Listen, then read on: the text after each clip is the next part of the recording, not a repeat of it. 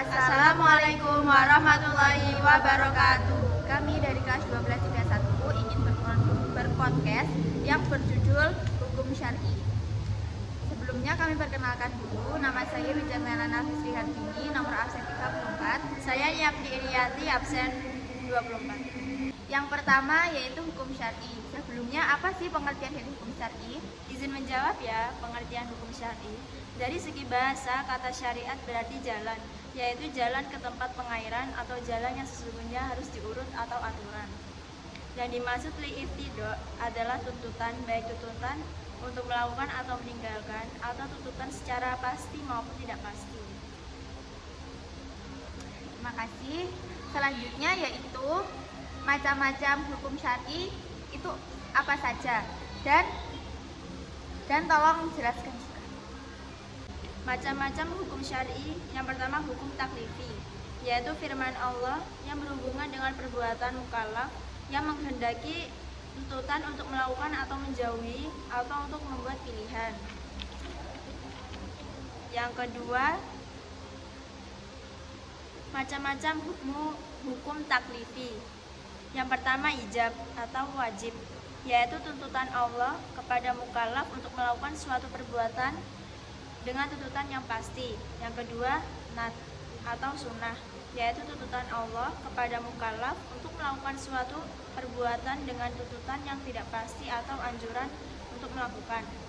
Yang ketiga, tahrim atau haram, yaitu tuntutan Allah kepada mukallaf untuk tidak melakukan suatu perbuatan dengan tuntutan yang pasti.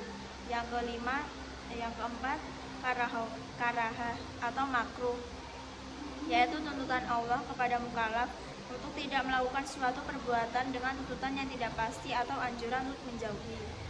Yang kelima, ibahah atau mubah, yaitu permintaan Allah kepada mukallaf untuk memilih antara melakukan atau meninggalkan suatu perbuatan. Yang selanjutnya yaitu wajib, yaitu perbuatan yang dituntut oleh Allah untuk dilakukan dengan tuntutan yang pasti, di mana pelakunya akan mendapat pujian sekaligus pahala, dan yang meninggalkan akan mendapat celaan atau hinaan sekaligus hukuman. Adapun macam-macam wajib, yang pertama wajib mutlak, yaitu pekerjaan yang dituntut untuk dilakukan tetapi syariat tidak menentukan waktu pelaksanaannya. Yang kedua, wajib muqayyad atau muakkad, yaitu pekerjaan yang dituntut oleh syariat dan harus dilakukan pada waktu-waktu yang telah ditentukan, seperti sholat 5 waktu, puasa Ramadan, dan lainnya. Dan yang kedua, wajib ain, yaitu pekerjaan yang dituntut oleh syar'i dan harus dilaksanakan oleh masing-masing mukallaf. Tidak boleh diwakilkan mukallaf lain seperti syahadat, sholat, zakat, puasa, haji, dan sebagainya. Dan yang kedua,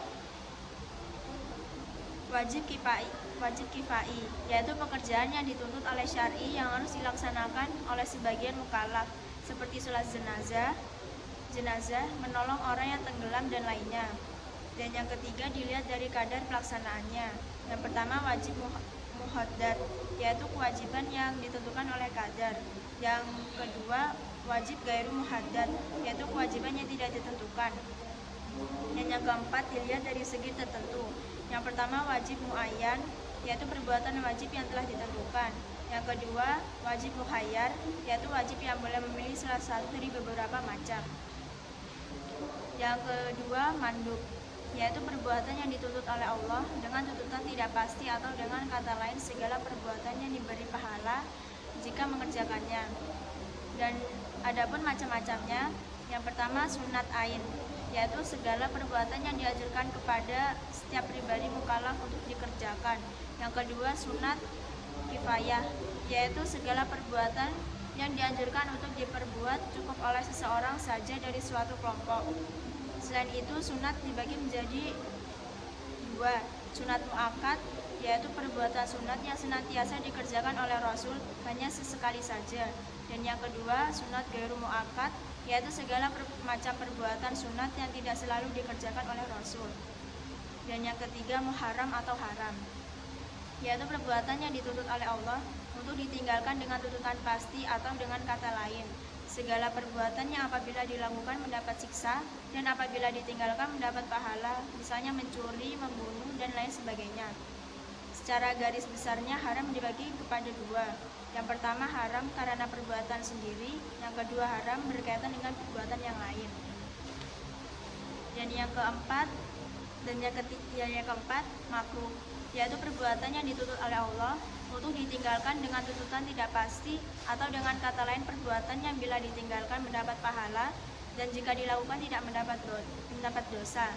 Adapun macam-macam makruh, yang pertama makruh tahrim, yaitu perbuatan yang dituntut oleh Allah untuk ditinggalkan dengan tuntutan pasti, tetapi dalil yang digunakan adalah dalil uni. Yang kedua makruh tanzih, yaitu perbuatan yang dituntut oleh Allah untuk ditinggalkan dengan tuntutan tidak pasti. Dan yang kelima mubah, yaitu perbuatan yang dibebaskan oleh Allah untuk dilakukan ataupun ditinggalkan. Itu semuanya penjelasan dari macam-macam hukum taklifi, yaitu ada pengertiannya, ada macam-macam hukum taklifi, ada wajib, mandub, muharram atau haram, dan juga makruh.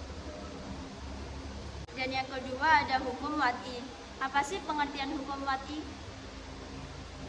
Pengertian dari hukum wad'i yaitu firman Allah yang berhubungan dengan perbuatan mukallaf yang menjadikan sesuatu sebagai sebab adanya yang lain. Itu pengertian dari hukum wad'i. Di hukum wad'i kan ada macam-macam dan syarat-syarat. Tolong jelaskan syarat-syarat hukum wad'i. Macam-macam hukum wad'i atau syarat-syaratnya yaitu yang pertama ada sebab. Menurut bahasa, sebab yaitu sesuatu yang dapat mengakibatkan sesuatu yang lain. Menurut istilah, firman Allah yang menjadikan sesuatu sebagai sebab ada dan tidaknya suatu hukum. Macam-macam sebab yaitu sebab yang termasuk hukum taklifi. Yang kedua, sebab yang menjadi penyebab adanya kepemilikan. Yang ketiga, sebab yang merupakan perbuatan mukallaf dan berada dalam kesanggupannya. Yang keempat yaitu sebab yang merupakan suatu perkara yang bukan dari perbuatan dan berada di luar kesanggupan mukallaf. Yang kedua yaitu ada syarat. Menurut bahasa, sesuatu yang menghendaki adanya sesuatu yang lain. Menurut istilah, adanya sesuatu mengakibatkan adanya hukum dan tidak adanya sesuatu itu mengakibatkan tidak ada pula hukum. Namun, dengan adanya sesuatu itu tidak mesti pula adanya hukum atau sesuatu yang padanya tergantung keberadaan sesuatu yang lain dan berada di luar hakikat sesuatu yang lain. Contohnya yaitu wudu adalah syarat sah sholat. Dalam arti adanya sholat tergantung pada adanya wudu, namun wudu itu sendiri bukanlah merupakan bagian sholat. Yang selanjutnya yaitu yang ketiga ada mani atau penghalang. Menurut bahasa adalah penghalang. Menurut istilah yaitu sesuatu yang ditetapkan syariat sebagai penghalang bagi adanya hukum. Mani terbagi menjadi dua, yaitu yang pertama mani terhadap hukum, yaitu sesuatu yang ditetapkan oleh syariat sebagai penghalang bagi berlakunya hukum. Yang kedua, mani terhadap sebab, yaitu sesuatu yang ditetapkan syariat sebagai penghalang bagi berfungsinya suatu sebab, sehingga sebab itu tidak lagi mempunyai akibat hukum. Yang keempat yaitu sah. Sah adalah melakukan sesuatu perbuatan sesuai dengan yang diinginkan syariat. Contohnya di dalam ibadah pelaksanaan sholat, zakat, puasa, haji yang syarat dan rukunnya terpenuhi. Yang kelima yaitu batal. Batal adalah sesuatu perbuatan yang dilakukan oleh mukallaf yang syarat dan rukunnya tidak terpenuhi. Yang selanjutnya yang keenam yaitu rukasyah. Menurut bahasa berarti kemudahan. Menurut istilah yaitu sesuatu yang dalam kondisi tertentu disyariatkan dalam rangka memberikan keringanan terhadap mukallaf. Yang selanjutnya yaitu azimah. Menurut bahasa, azimah artinya keinginan yang pasti dan tekad. Menurut istilah yaitu sesuatu yang disyariatkan dan berlaku untuk seluruh mukallaf dalam semua keadaan dan waktu. Apa sih perbedaan antara hukum taklifi dengan hukum wad'i? Jadi perbedaan antara hukum taklifi dengan hukum wad'i yaitu yang pertama dilihat dari sudut pengertiannya. Hukum taklifi adalah hukum Allah yang berisi tuntutan-tuntutan untuk melakukan atau tidak melakukan suatu perbuatan, atau membolehkan memilih antara melakukan dan tidak melakukan. Yang kedua yaitu dilihat dari sudut kemampuan mukallaf untuk memikulnya. Hukum taklifi selalu dalam kesanggupan mukallaf, baik dalam mengerjakan atau meninggalkannya. Sedangkan hukum wad'i kadang-kadang dapat dikerjakan atau disanggupi oleh mukallaf dan kadang-kadang tidak. Yang selanjutnya ada mahkum bih atau bihi. Jadi pengertiannya menurut para ulama, unsur yang dimaksud dengan mahkum bih adalah objek hukum, yaitu perbuatan seorang mukallaf yang terkait dengan perintah syar'i atau Allah dan Rasulnya, baik yang bersifat tuntutan mengerjakan, tuntutan meninggalkan, tuntutan memiliki suatu pekerjaan maupun sebab. Yang selanjutnya yaitu ada syarat-syarat mahkum bih atau fih. Agar perbuatan mukallaf dianggap sah, maka harus memenuhi persyaratan-persyaratan tersebut.